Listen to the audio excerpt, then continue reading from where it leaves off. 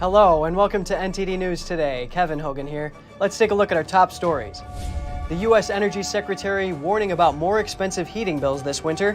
What does she blame it on? And what do some lawmakers say would help? The federal vaccine mandate blocked, though President Biden is prepared to defend it. How confident is the administration? And we hear what officials have to say about kids who are only partially vaccinated at Thanksgiving. The United States and Mexico will reopen their shared land borders for non-essential travel this week. The news has urged more migrants to travel to border cities looking to enter the U.S. But will the change help them with their asylum requests?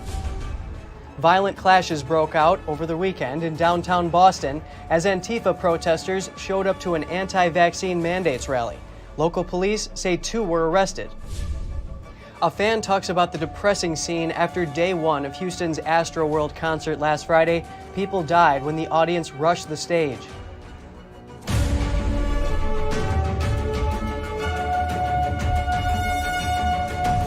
The Energy Secretary predicts that energy bills will be higher this winter compared to previous ones, but she says the United States is in a better position than Europe.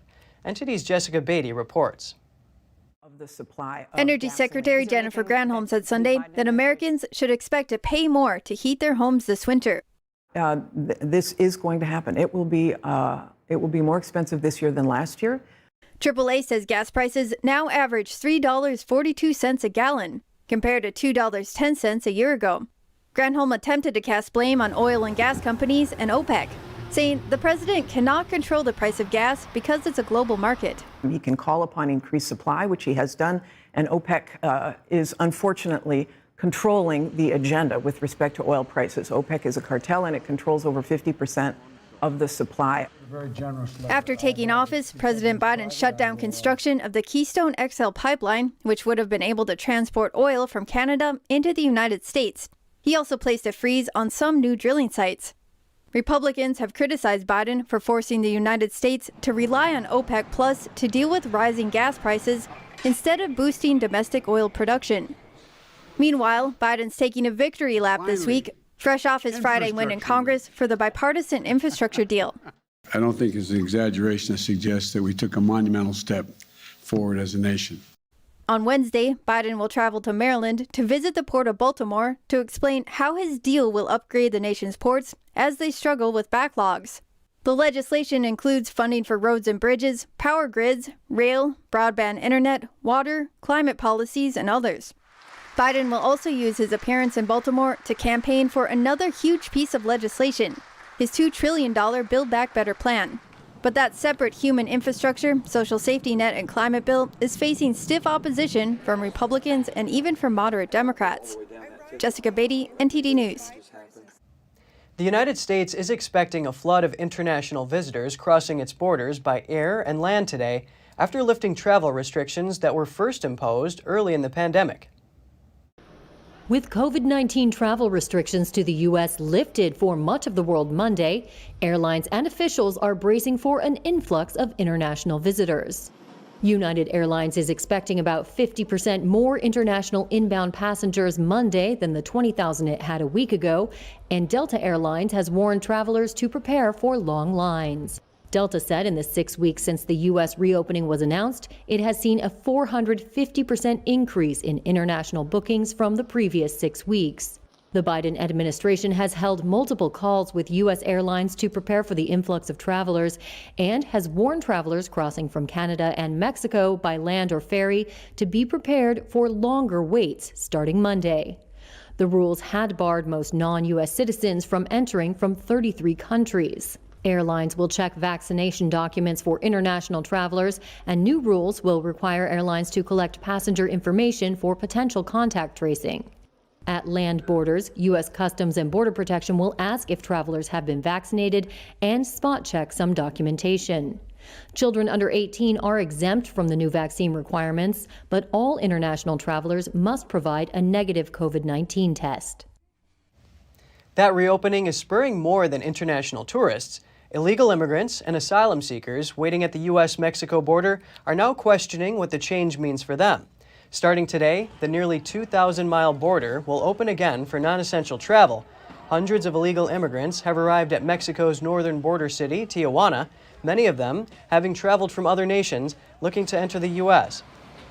Although advocates warn that relaxing the restrictions won't make it easier to cross the border or seek U.S. asylum, misconception is still rife among those looking to cross.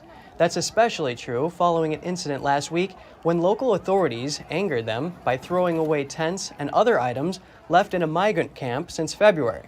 The travel restriction changes could ramp up pressure on Washington to tighten border control, posing another challenge for President Joe Biden following a surge in illegal immigration earlier this year from Central America and the Caribbean. A federal appeals court blocked Biden's vaccine mandate for private employers. The court said the complaint shows there may be constitutional issues with the requirement. That was on Saturday, and then the next day, the Surgeon General said the administration is ready to defend the mandate in court. The U.S. Court of Appeals for the Fifth Circuit temporarily halted the Biden administration's vaccine mandate. It put a stay on it until further action by the court. Several entities brought on the legal challenge. Those include many businesses, individuals, and states, including Texas, Utah, and Mississippi. The court said their pleas give cause to believe there are statutory and constitutional issues with the mandate. On Sunday, Surgeon General Vivek Murthy told ABC's This Week the administration is ready to defend its Department of Labor vaccine mandate and why. But we still have 75,000 cases a day. And it's important we take every measure possible to make our workplaces safer. It's good for people's health, it's good for the economy, and that's why these requirements make so much sense. The Labor Department unveiled their emergency temporary standard through OSHA. That requires businesses with 100 or more employees to be vaccinated or wear masks and submit to weekly testing. The White House says they are confident that the vaccine mandate will be upheld. Chief of Staff Ron Klain told that to Meet the Press. It's common sense, Chuck. If OSHA can tell people to wear a hard hat on the job, to be careful on chemicals, it can put in place these simple measures to keep our workers safe. It comes as the U.S. has administered about 430 million doses of the vaccine. That's according to the CDC. What's more, a former FDA commissioner says children who are partially vaccinated at Thanksgiving gatherings are generally safe. This while Republican Senator Ted Cruz introduces a bill that would block vaccine mandates for children. And Cruz says the administration is pressuring parents into accepting mandates for school children without weighing the risks or considering natural immunity. Though the White House says vaccinating kids is a step forward in the nation's fight against the virus, and that vaccines for 5 to 11-year-olds are different from the ones now available to adults, and they are specifically formulated for kids. California Governor Gavin Newsom has been out of sight since getting a COVID-19 vaccine booster shot last month. His office also canceled his plans to attend a UN climate summit. The governor's spokesperson said Newsom plans to participate in the conference virtually, but his schedule doesn't feature him in any virtual events. The spokesperson didn't respond to questions last week about what the governor has been doing. Newsom's office has only said he has to deal with unspecified family obligations. The governor was last seen receiving a Moderna vaccine booster shot. The booster was a mix and match with his original Johnson & Johnson shot. At the time he took the booster, he said he wanted to make a point about mix and match vaccine opportunities. It's rare for Newsom to go a whole week without some type of appearance or clear explanation for an absence. A peaceful rally turned violent over the weekend at a public park in downtown Boston. The event was held to protest vaccination mandates, but at one point, Antifa groups arrived and started clashing with demonstrators. Here's more. Security! Violence flared up at the Boston Common on Sunday after Antifa groups clashed with participants from the Rise Against Tyranny protest. Why are we fixing something that's not broken? The Super Happy Fun America organization organized the event to oppose mask and vaccine mandates. Before conflict broke out at noon, around 100 attendees were seen singing the national anthem, chanting slogans, and reciting the Pledge of Allegiance. One nation, under God, indivisible, with liberty and justice for all. As the rally went on, protesters from opposing groups gathered on the other side of nearby police fences, holding communist flags and signs that read, "Death to Fascism." Some even tried to dismantle the fences and storm the rally. Several physical altercations ensued. Riot police reacted quickly to separate the two groups. But the counter-protesters, linked to the Antifa group, then marched to the other side of the park. There, they managed to breach the fence. Police armed with batons and riot gear assembled to clear the area. The brief conflict alarmed many of the rally goers. One of them brought a placard reading, "See people, not sides." He said it's important to look at the rationale behind the different positions instead of being blinded by hate. It's kind of turning into a bad YouTube comments section where people just start calling names and dehumanizing each other. And I don't think that's the way out of this. I think we need to be diplomatic. We need to be respectful of each other, listen to each other's concerns, and remember at the end of the day, no matter what side people are on, they're all human beings. Both sides left before 2 p.m. According to the Boston Police Department, 2 people were arrested. They could face minor charges like disorderly conduct. At least 8 people were killed and many others injured in a crush at the opening night of Houston's Astroworld Music Festival, triggered by a surge of fans pushing toward the stage. One 20-year-old who attended said he was looking forward to this year's festival after attending the festival's first 2 years, which he described as amazing, but he said this year's Fatal Edition felt different. It's a very depressing scene over here. You can feel everyone's pain. 20-year-old Maximiliano Alvarado was one of the concert goers at rap star Travis Scott's Astroworld Music Festival that left 8 killed and wounded dozens, and says he saw bodies. Alvarado took this video posted on social media of fans being led to safety on Friday night. You can feel everyone's frustration, confusion. You know, it is supposed to be a good time, and this is not something you would expect to be doing after going to a festival, going to a memorial for the people that died in this festival. Alvarado contributed to a makeshift memorial at the concert venue in Houston on Sunday, where some laid flowers, wrote messages, and lit candles in remembrance of those who perished during the stampede. At the concert venue, workers were beginning to take down the surrounding fence, and drone footage captured a deserted stage on Sunday. But the scene was far more chaotic on Friday night. Concertgoers cried for help as the show appeared to go on, with Scott seemingly unaware of the horror unfolding on the ground. To the ones that was lost. In a statement over the weekend, Scott said that while on stage, he could not imagine the severity of the situation, adding that he is absolutely devastated by the incident. At least 2 investigations, one of them criminal, were underway on Sunday into the deadly stampede. Officials in Houston said autopsies were being performed as soon as possible, so their bodies could be returned to family members, with the identities of some of the dead expected to be released soon. Houston Mayor Sylvester Turner said the dead were young, some of them just 14 and 16, and others in their 20s. A U.S. Congressman from Oregon is asking the Attorney General to address what appears to be narco-slavery linked to illegal marijuana growing in Oregon. Congressman Jeff Bentz says the issue is bigger than one state. He wrote a letter to Attorney General Merrick Garland and asked him what federal agencies are doing about the crisis of illegal drugs and human trafficking in Oregon. The letter was seen by the Epoch Times. Bentz wrote that at least 4 counties in southern Oregon are plagued by Mexican, Russian, and Chinese cartel activity. Local law enforcement says the cartels have been set up cannabis grows, which are farmed by thousands of illegal immigrants. The activities generate billions of dollars of illegal revenue. In his letter, Bentz cites how drug law enforcement is hindered in states like Oregon because of legalized marijuana use, but cannabis is still illegal at the federal level.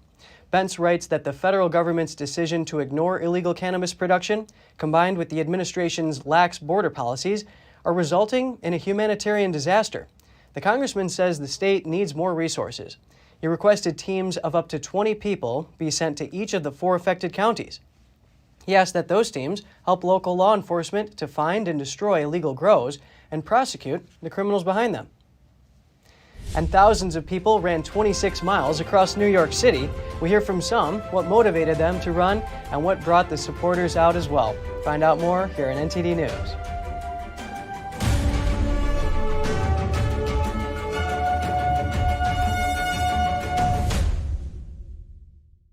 You worked hard for your money. You invest in stability for your retirement and your family's future, to build and leave them with something greater. The next unprecedented financial crisis, political misstep, or unstable government can depreciate it all away. It was called the gold standard for a reason, the financial preservation of tomorrow. Diversify your assets against inflation, market volatility, and the unknown with real money. Hedge your wealth with the purest form of money, physical gold and silver. Because any currency printed on paper can be manipulated. What's backing up your IRA? Do what you need to do right now to be prepared with the Reagan Gold Group. Visit now, rggusakit.com, or call us at 866-912-1384. Receive up to $2,500 in free silver coins and a free safe with your new precious metals IRA. Call now.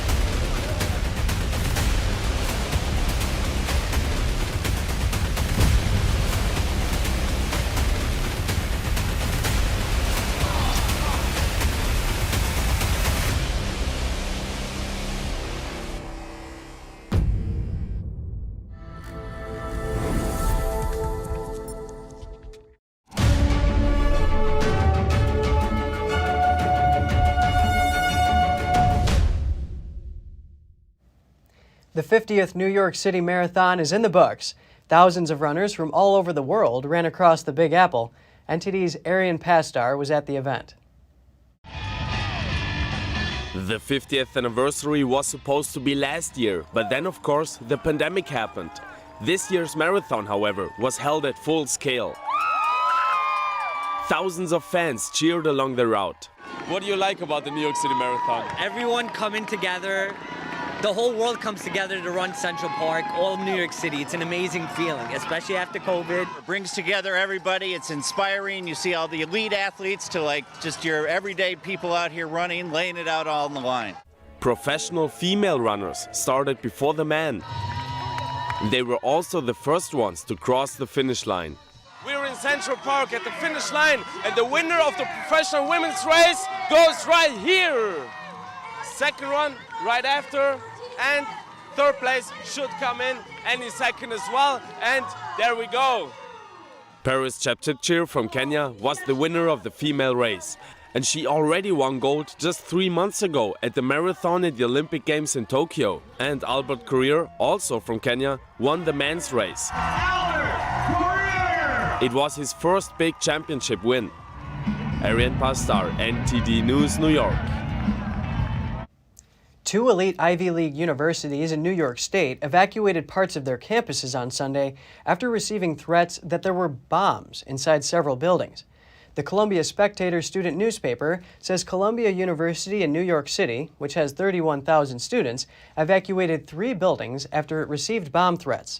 The university issued a series of tweets advising that the New York Police Department was investigating. The final tweet said that the threats were not deemed credible by the police and that the buildings had been cleared for reoccupancy. Meanwhile, in a series of tweets, Cornell University in Ithaca told students, staff, and visitors to immediately leave the law school, Goldman Smith, Upson Hall, and Kennedy Hall and avoid the central campus, after local police received a call about bombs being put in those buildings. On Friday, Yale University in New Haven, Connecticut, also an Ivy League school, received bomb threats that were later found not to be credible. Amazon is seeking approval to deploy more than 4,500 more satellites. It's part of the company's effort to deliver broadband internet to areas around the world. Amazon says the satellites will serve households, hospitals, businesses, government agencies, and other organizations around the world. The company also wrote in its filing that only 51% of the global population and 44% of the population of developing countries is online. Amazon's Project Kuiper says it's low Earth orbit satellite internet service that competes with SpaceX's Starlink network. The Twitterverse has spoken, calling for Elon Musk, the world's richest man, to sell 10% of his Tesla stock. Musk posed a question about selling stock on Twitter Saturday. That's after complaints surfaced over reports that he pays little or no federal income taxes. Because he draws no salary as owner of the electric vehicle company, the only way for him to personally pay taxes is to sell his stock. The capital gains tax on 10% of Elon Musk's Tesla stock would amount to more than $4 billion. Musk has said he would follow the result of the Twitter poll, whichever way it went, but has not yet announced his response. Scores of colorful hot air balloons filled the skyline of Turkey's ancient Cappadocia region on Sunday. A time-lapse video captured the balloons as they painted over the unique volcanic rock landscapes. The clear blue sky led viewers to enjoy the scenery in one of the country's most popular tourist destinations. Tens of hot air balloons carrying tourists take off every morning from Cappadocia to catch the sunrise over the famous fairy chimneys. Watching the cone-shaped valley formations and historic cave dwellings from the sky make hot air ballooning a top attraction for visitors. When a Peruvian woman and her family bought what they thought was a cute puppy from a shop in a Peruvian capital, Lima, they had no idea it would grow into something very different. The family pet initially played happily with the other dogs in the neighborhood, but as it grew up, signs emerged that something wasn't right. The dog started to attack other people's pets. It actually wasn't a dog at all. It turned out to be a thin-legged, bushy-tailed Andean fox. He has since run away from home, and authorities are now searching for him. A Mexican zoo is celebrating the birth of 4 Bengal tiger cubs, with their protective mother keeping a close watch over the newborns.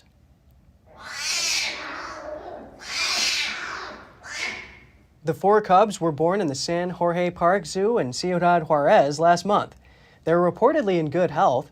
Zoo officials have yet to determine the sex of the cubs, with their mother letting out a roar when vets are nearby.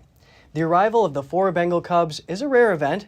The endangered species are hunted in the wild for their fur, and their natural habitat is under threat from development. If you need an extra boost Monday morning, it's the perfect day for a cappuccino. That's because November 8th is National Cappucino Day, a time to celebrate the classic Italian espresso drink. While many Americans may think it was invented by Starbucks, its origins go well back into history. The name comes from the Capuchin friars in the Old Country who wore distinctive robes with hoods. While cappuccino has the distinctive steamed milk foam topping, most believe the moniker actually came from the color of the monks' robes. On this caffeinated holiday, you're encouraged to visit your favorite coffee shop and give them a shout out using the hashtag Cappuccino Day. Thanks for watching. At NTD, we're honored to be your source for the news. Catch us again tonight at 6:30 Eastern. In New York City, I'm Kevin Hogan.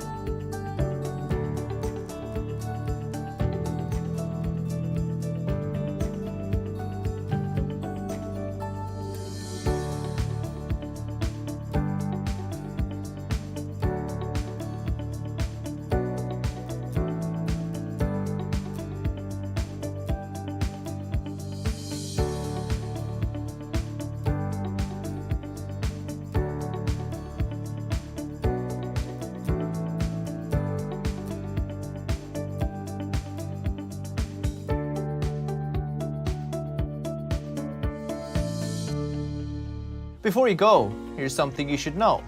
Don't forget you can catch all of NTD's programs on television. NTD Business premieres live Mondays through Fridays at 5 p.m. We broadcast to many of your favorite platforms, Apple TV and Roku, for example. We're also rapidly growing on cable, satellite, and over-the-air all across the United States. Just go to ntd.com/TV, type in your zip code, and find all the ways you can watch NTD.